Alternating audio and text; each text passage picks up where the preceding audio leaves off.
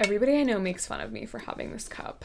When I look at my Stanley cup and I drink out of my Stanley cup, I don't think like, oh, super popular water bottle that is probably not very slowly going out of trend. I think this is the chalice of Mormonism, okay? This is the Mormon mom talk cup, and as somebody who is intellectually interested in Mormonism, I had to have it. Hi, everybody. My name is Angelica, and today we're going to mash my two favorite topics together. We are going to be talking about fantasy and fantasy romance, and we are going to be talking about occultism and witchcraft and magic in general, right? I had this idea a while ago to talk about magical systems in books from like an actual occultist perspective. So like my reaction, what I think, as well as take a look at them from an occult perspective to see if there is like any roots of these magical systems in actual magic or witchcraft or folkloric practices. So this is the first episode, the first video in a series where I will be doing that, where I will be taking a look at different books and different magical systems or like magical system tropes in general. So today we're going to talk about A Court of Thorns and Roses. I'm so excited. The thing with me and ACOTAR, okay, I am pretty critical of lots of fantasy romance books. I have a love-hate relationship with them. I find them to be extremely entertaining, but I also have a degree in creative writing. I love writing myself. So sometimes the prose in some of the fantasy romance books gets to me a little bit and it gets under my skin, and I tend to DNF a lot of these books because something about it like grinds my gears in a way that is otherwise unredeemable. I don't know if you feel the same way about this genre.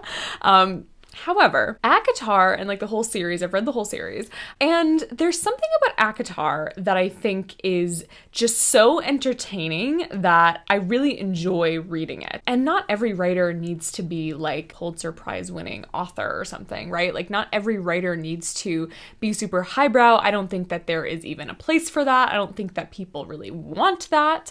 And I think that the whole point of fantasy, right, is that we go through the character journey together. We really feel the arc. We are entertained by the journey. We want to know what's going on. It is much more like plot driven and character arc driven than anything else, right? And of course you want to have good writing in order to highlight those things. But if the writing is like whatever, or if it's not really your thing, or if it's like a little cringy in some areas, right? It doesn't really matter if the story is captivating, right? So that's kind of how I feel about ACOTAR, where there are some parts of it to me that feel really random.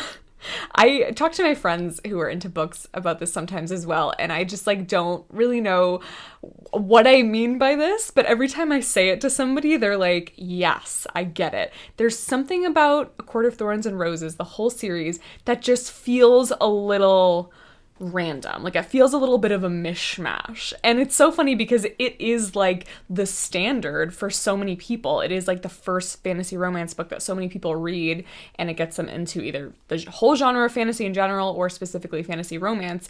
So I find it really fascinating that such a almost like foundational book, like a modern classic of the genre, feels a little thrown together and mashed together in the way that you would think books that came after it would, because of maybe the fact that they're mimicking ACOTAR or something like that, right? Which they do as well, so, you know, what are you gonna do? I want to specifically talk about the trope in ACOTAR. I would call this a general kind of like fantasy magical system trope. And the reason why we're going to talk about specifically an example from ACOTAR to explain this trope is because I think that ACOTAR does this in a way that is so intrinsic to the plot in so many ways of like the entire series. And it's just a really solid example of this. So I want to talk about mind magic, mental magic, and maybe a little bit more specifically, this idea of like magical shields that I feel like is so pervasive in fantasy. I feel like every time I read a fantasy book, there is always a training sequence of some kind where the hero or the main character is getting trained in some type of like metaphysical mind magic. It's usually protective in nature. It's usually like a shield of some kind, but it seems like this always happens at some point in the series. Even in Twilight, we see this in like the last book, right? We see this in Breaking Dawn, where Bella realizes that she has this like shield capability, and then she starts to train against the sexy Italian vampires that were literally the best characters of that whole book. Like this video, subscribe if you're a Volturi stan, and even if you're not, like this video and subscribe anyway. In the second book of ACOTAR, Akamath, A Court of Mist and Fury, this is such a big plot point. Feyre realizes that she has all of these new magical powers and she doesn't know how to use them, and Rhysand trains her and investigates these magical powers with her. But the way that it starts out, and sort of the foundational piece of this, has to do with magical shielding. And like 9 times out of 10, whenever magic is brought up in a training context in ACOTAR, it is almost always talked about as this mental thing, right? There's no wands and tools and crystals and herbs happening, right? It's often described as this like mental experience. Feyre is training.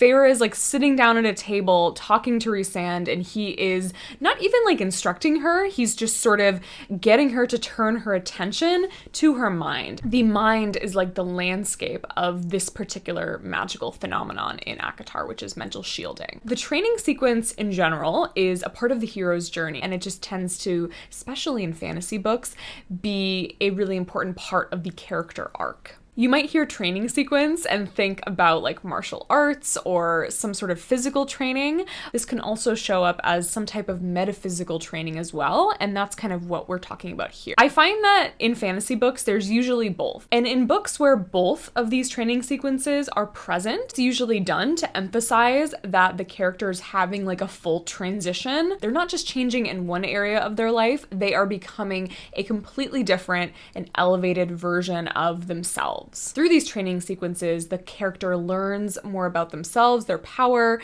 and they kind of initiate, right? They become initiated into something. This is kind of a side note, but even though the hero's journey is super popular, I think it's really interesting that most people don't see metaphysical training in any way as something that can be done to gain transformation or gain wisdom. Obviously, if you're watching this, you probably do, and obviously I do, but with how popular the hero's journey is, with how many people read books who are not really interested in magic that involve the hero's journey in some way, that involves some type of like metaphysical training sequence, I think it is really fascinating that it kind of has not made it to like the zeitgeist of something that can assist you with initiation and transformation. But in ACOTAR, this idea of metaphysical training, especially metaphysical mental training, shows up more prominently in the second book. There's just a lot of drama and discussion around whether or not Feyre should train. Is this going to make her dangerous? And eventually she kind of comes to this position where she realizes that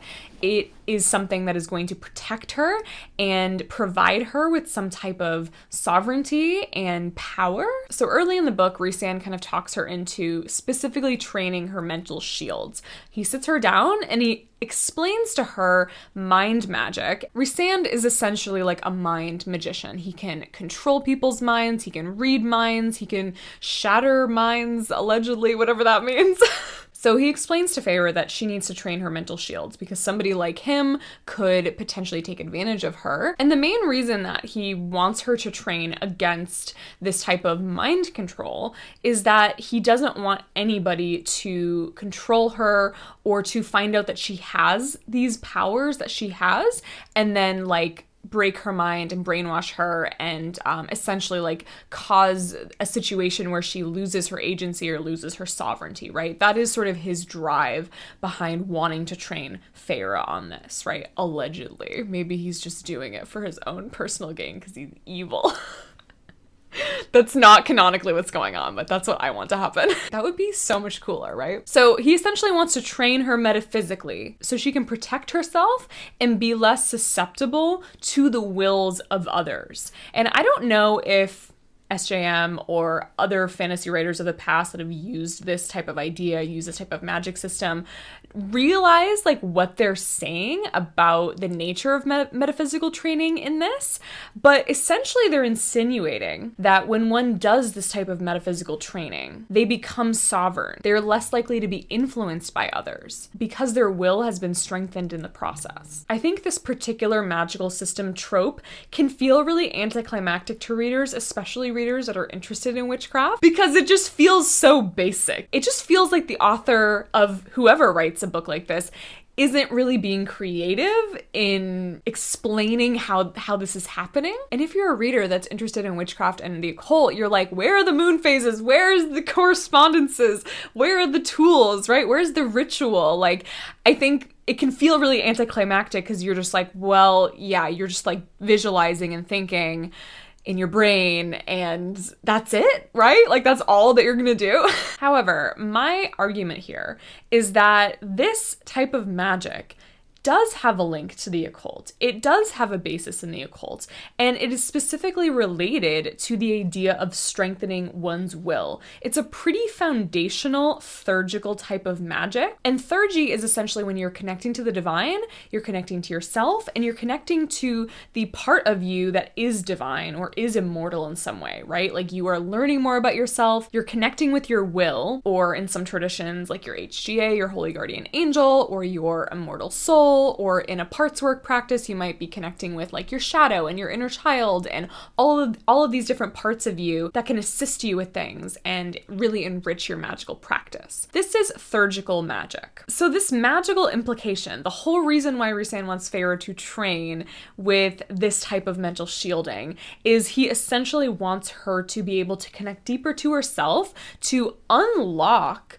the power within her, connect to her will, and be able to achieve sovereignty and not allow other people to be able to control her. I think that what's going on in ACOTAR is very literal, a super literal way to convey the fact that this character needs to learn more about themselves, touch in with themselves, and they need to grow as a character, right? The idea that he wants her to tap in with herself and her magic so that she can be less likely to be controlled is essentially his character suggesting to her character that she needs to grow and change and learn more about herself. I think it's this larger metaphor for what theurgical magic is able to do for us as practitioners, right? We learn more about ourselves, we connect deeper with ourselves, and we are less likely to be influenced by others, and that might look like we know what we want on our life path. So by connecting with the innermost parts of us, right, we can access change, we can access transformation, we can access the gods, potentially the divine. And in the case of most fantasy books, by doing all this, the characters connect with that inner power that they didn't realize that they had, or they are slowly coming into. I hope we're making sense so far. So the way that this is achieved is through the microcosm. The microcosm is your inner world, your psyche, your immortal soul, your will. The macrocosm is the external world, the larger society, the physical reality. There is an axiom in Hermetic philosophy, as within, so without. And essentially what it means is that whatever changes occur in the microcosm within you can potentially impact or connect you to the macrocosm. In A Court of Mist and Fury, Rhysand describes mind reading as walking from one room into another, like walking into somebody's brain like you were just walking through a house. Something that makes me laugh about all fantasy books is that whenever they are trying to describe the magical system, it is almost always described through these really like weird metaphors. But there always seems to be like this canon metaphor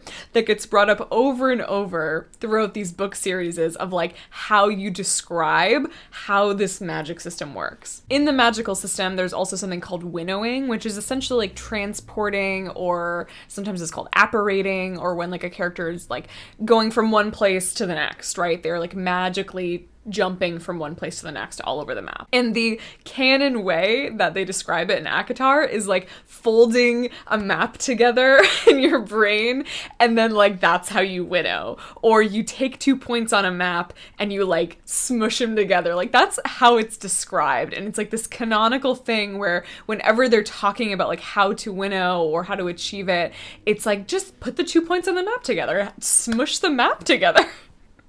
But these metaphors, right? Like these non-literal descriptions of how the magic works, almost exclusively, this is what the characters are presented with when they are learning how to use this type of magic, right? There's never really like, oh, so you have to do this because of this, and this is how the system works, and maybe that would be boring. Like, maybe I'm the only person that would be interested in that.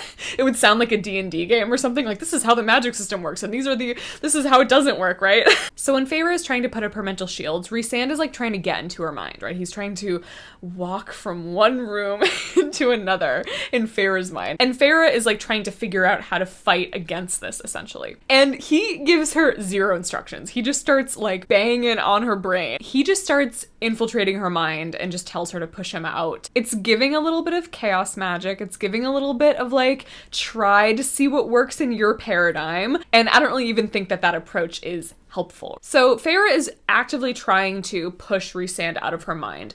And she comes to the conclusion that she needs a wave of self. She says a wave of self, a wave of me, but you know what, Feyre? I love it. Let's go for it. Let's try it out. So she creates this wave of self, right? Through visualization. She's like pushing out his energy, and it kind of feels and sounds sexual. The scene wasn't written in like a sexual way, but like as I'm describing it, it almost just kind of feels sexual. Like she's pushing him out with her wave of me. And so maybe there's like a little bit of subtle foreshadowing. So even though I was criticizing the fact that this moment is something that just happens, she's never told what to do, she just comes up with something and it works, right? Even though I'm criticizing that, I do kind of like this moment from a magical perspective, right? Let's break it down a little bit. So we know as magical practitioners that visualization is a powerful tool. It's very widely used, it's very common, and it's something that's used throughout magical traditions and different types of magic.